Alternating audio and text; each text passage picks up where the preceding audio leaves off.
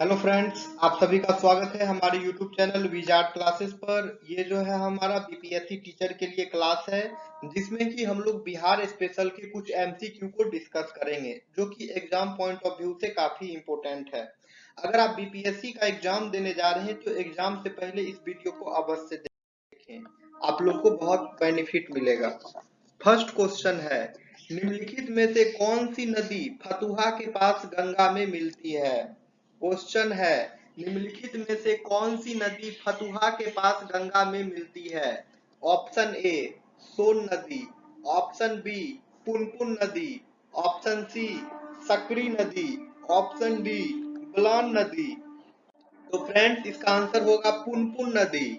Okay, इसका answer होगा पुनपुन नदी, यानी कि फतुहा नदी के पास जो है, यानी कि पुनपुन नदी के पास जो है फतुहा के पास गंगा में मिलती है। ठीक है, इसमें निम्नलिखित में से कौन सी नदी फतुहा के पास गंगा में मिलती है? तो पुनपुन नदी जो है फतुहा के पास गंगा में मिलती है। ओके, यानी कि पुनपुन नदी जो है फतुहा के पास गंगा में मिलती है।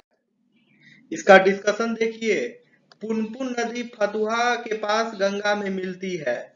The Punpun river joins the Ganges at Fatuha.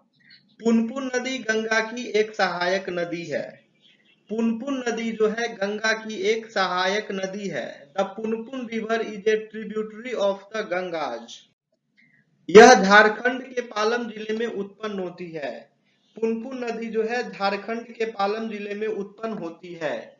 It originates in Palam district of Jharkhand, यानी कि पुनपुन नदी जो है झारखंड के पालम जिले में उत्पन्न होती है। गंगा नदी की अन्य मुख्य सहायक नदियां हैं सोन नदी, घाघरा नदी, गोमती नदी, यमुना नदी। गंगा नदी की अन्य मुख्य सहायक नदियां हैं सोन नदी, घाघरा नदी, गोमती नदी, यमुना नदी।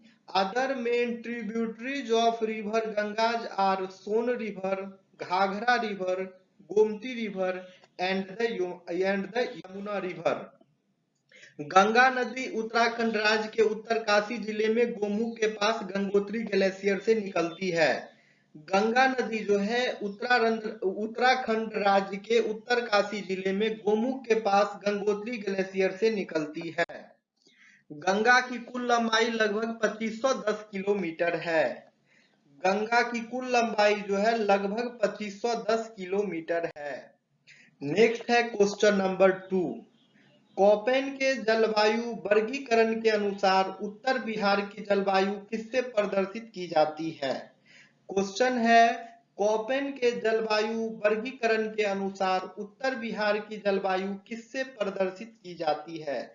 According to Köppen's climate classification, the climate of North Bihar can be represented by option A CWG, option B AW, option C CAW, option D CBW। तो फ्रेंड्स, इसका आंसर हो जाएगा CWG, यानी कि कोपेन के जलवायु वर्गीकरण के अनुसार उत्तर बिहार का जलवायु जो है CWG से प्रदर्शित की जा सकती है। कोपेन के जलवायु वर्गीकरण के अनुसार उत्तर बिहार की जलवायु जो है CWG से प्रदर्शित की जा सकती है। According to Köppen's climate classification, the climate of North Bihar can be represented by CWG। इसका कुछ डिस्कशन देख लीजिए ताकि आप लोग को और भी अच्छे से याद हो जाए ये टॉपिक। कोपेन के इंग्लिश में भी है और हिंदी में भी है, तो कोई भी लोग घबराए नहीं कि सिर्फ हिंदी में है या फिर सिर्फ इंग्लिश है। दोनों ही लैंग्वेज में है, बाइलिंगुअल है। हिंदी भी डिस्कस करेंगे और इंग्लिश भी डिस्कस करेंगे, ताकि किन्हीं को भी कोई दिक्कत नहीं होगा। कोपेन के जलवायु वर्गीकरण के अनुसार उत्तर बिहार की जलवायु को CWG के रूप में बताया जा सकता है। Okay, according to Köppen's climate classification, the climate of North Bihar can be described as CWG, यानी कि कोपेन्स के क्लाइमेट क्लासिफिकेशन के अनुसार जो है the climate of north Bihar, यानी कि नॉर्थ बिहार का क्लाइमेट जो है CWG से डिस्क्राइब किया जा सकता है। ठीक है, कोपेन्स के क्लाइमेट क्लासिफिकेशन के अनुसार उत्तर बिहार का जो है क्लाइमेट CWG से डिनोट किया जा सकता है। ठीक है, CWG से डिस्क्राइब किया जा सकता है।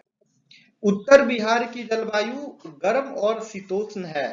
उत्तर बिहार की जलवायु जो है गर्म और शीतोष्ण है। The climate of north Bihar is warm and temperate.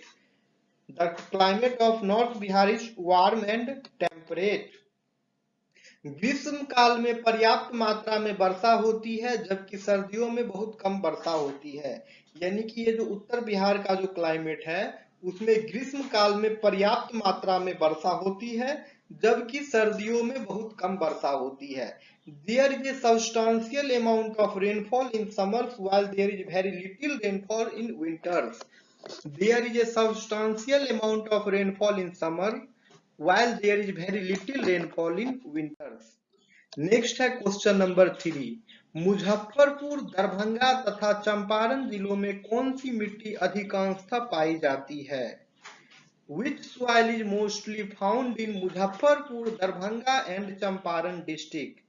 यानी कि मुजफ्फरपुर, दरभंगा तथा चंपारण जिलों में कौन सी मिट्टी अधिकांशतः पाई जाती है? ऑप्शन ए काली मिट्टी, ऑप्शन बी नवीन जलोढ़क मिट्टी, ऑप्शन सी प्राचीन मिट्टी, ऑप्शन डी लाल मिट्टी। तो फ्रेंड्स इसका आंसर हो जाएगा नवीन जलोढ़क मिट्टी। इसका आंसर हो जाएगा नवीन जलोढ़क मिट्टी। यानी कि मुजफ्फरपुर, दरभंगा तथा चंपारण के जिलों में नवीन जलोढ़क मिट्टी पाई जाती है। यानी कि मुजफ्फरपुर, दरभंगा तथा चंपारण जिलों में नवीन जलोढ़क मिट्टी पाई जाती है। इसका डिस्कशन देखिए। नवीन जलोढ़ मिट्टी मुख्य रूप से मुजफ्फरपुर, दरभंगा और चंपारण जिलों में पाई जाती है। नवीन जलोढ़ मिट्टी जिसे हम लोग इंग्लिश में न्यू एल्यूवियल सॉइल कहते हैं, जिसे हम लोग इंग्लिश में न्यू एल्यूवियल सॉइल कहते हैं, ये जो है मुख्य रूप से बिहार के मुजफ्फरपुर जिला, बिहार के दरभंगा जिला और बिहार के चंपारण जिला में पाई जाती है। यानी कि नवीन जलोढ़ मिट्टी जो है, नवीन जलोढ़ मिट्टी जो है न्यू एल्यूवियल सॉइल जो है मेनली फाउंड होता है मुजफ्फरपुर, दरभंगा और चंपारण जिला में। जलोढ़ मिट्टी सबसे उपजाऊ मिट्टी है और यह मुख्य रूप से भारत के उत्तरी मैदान में पाई जाती है। जलोढ़ मिट्टी जो है सबसे उपजाऊ मिट्टी है और यह मुख्य रूप से भारत के उत्तरी मैदान में पाई जाती है।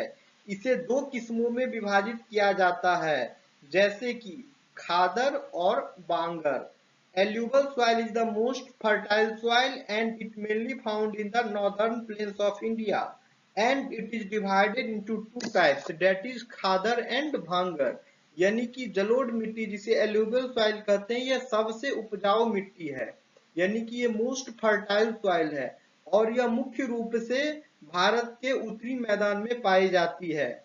और ये जो है मेनली जो है भारत के उत्तरी मैदान यानी कि भारत के नॉर्दर्न प्लेन्स में पाई जाती है और इसे दो किस्मों में विभाजित किया जाता है। ठीक है, न्यू जलोढ़ मिट्टी को टू टाइप्स में जो है डिवाइड करते हैं, जो कि पहला टाइप्स है खादर और दूसरा टाइप्स है बांगर। हिंदी में भी दोस्तों इसे खादर ही कहते हैं और इंग्लिश में भी खादर कहते हैं। इसे बांगर को भी हिंदी में भी बांगर और इंग्लिश में भी बांगर बोलते हैं। ठीक है, खादर नवीन जलोढ़ से बनी है और अधिकांश गंगा के उपजाऊ मैदान का निर्माण करती है।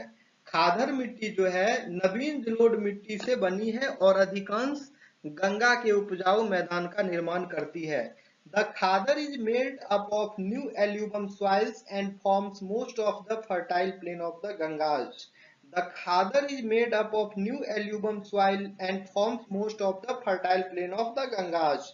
यानी कि खादर नवीन जलोढ़ से बनी है और अधिकांश गंगा के उपजाऊ मैदान का निर्माण करती है। ओके फ्रेंड्स, अब नेक्स्ट देखते हैं बांगर के बारे में। बांगर पुरानी मिट्टी है और खादर की तुलना में कम उपजाऊ है। बांगर मिट्टी जो है पुरानी मिट्टी है और खादर की कंपेयर में खादर की तुलना में ये कम उपजाऊ है। Bangar is older and less fertile than khadar. Bangar is older and less fertile than khadar. Next है क्वेश्चन नंबर 4। बिहार का सर्वाधिक जूट उत्पादक जिला कौन सा है? बिहार का सर्वाधिक जूट उत्पादक जिला कौन सा है? Which is the most jute producing district of Bihar? Option A Siwan, option B Gaya, option C Vaishali, option D Purnia. तो फ्रेंड्स इसका आंसर हो जाएगा ऑप्शन डी पूर्णिया। इसका आंसर हो जाएगा ऑप्शन डी पूर्णिया, यानी कि बिहार का सर्वाधिक जूट उत्पादक जिला जो है पूर्णिया है। यानी कि बिहार का सर्वाधिक जूट उत्पादक जिला जो है पूर्णिया है। Purnia is the most jute producing district of Bihar. Purnia is the most jute producing district of Bihar. इसका डिस्कशन देख लीजिए। बिहार का पूर्णिया जिला जूट का सर्वाधिक उत्पादन करने वाला जिला है। बिहार का पूर्णिया जिला जो है जूट का सर्वाधिक उत्पादन करने वाला जिला है। Purnia district of Bihar is the largest producer of jute. Bihar का पूर्णिया जिला जो है जूट का सर्वाधिक उत्पादन करने वाला जिला है। दरभंगा, सहरसा और कटिहार अन्य जिले हैं जो जूट का उत्पादन करते हैं। पूर्णिया जिला के अलावा और कौन से जिला है जो जूट का उत्पादन करते हैं बिहार में? तो उनका नाम है दरभंगा जिला, सहरसा जिला और कटिहार जिला। ये तीनों के तीनों जो हैं पूर्णिया के अलावा ये सभी बिहार के डिस्ट्रिक्ट हैं, ये सभी बिहार के अदर जिला हैं जो कि जूट का उत्पादन करते हैं। Darbhanga, Saharsa and Katihar are other districts of Bihar that produce jute. Darbhanga, Saharsa and Katihar are other districts of Bihar that produce jute. पश्चिम बंगाल भारत में जूट का सबसे बड़ा उत्पादक है। और बात आई भारत का, तो भारत में सबसे बड़ी जूट उत्पादक का जो है राज्य है वो पश्चिम बंगाल है। West Bengal is the largest producer of jute in India. West Bengal is the largest producer of jute in India. Paschim Bangal जो है भारत में जूट का सबसे बड़ा उत्पादक है। जूट के उत्पादन के मामले में बिहार दूसरे स्थान पर आता है। Bihar comes second in terms of production of jute. Jute के उत्पादन के मामले में बिहार दूसरे स्थान पर आता है। Bihar comes second in terms of production of jute. Jute के उत्पादन के मामले में असम तीसरे स्थान पर आता है। Assam ranks third in terms of production of jute. Jute के उत्पादन के मामले में असम तीसरे स्थान पर आता है। नेक्स्ट है क्वेश्चन नंबर 5। त्रिवेणी नहर किस नदी पर निर्मित है?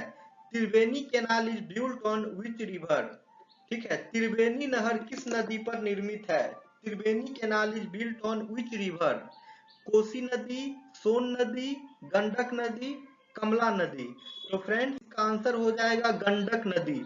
त्रिवेणी नहर जो है गंडक नदी पर निर्मित है। त्रिवेणी नहर जो है गंडक नदी पर निर्मित है। Triveni canal is built on Gandak नदी। Okay, Triveni canal is built on Gandak river. Bihar के चंपारण जिला में सिंचाई, इसका डिस्कशन है। बिहार के चंपारण जिले में सिंचाई के लिए त्रिवेणी नहर का निर्माण किया गया है।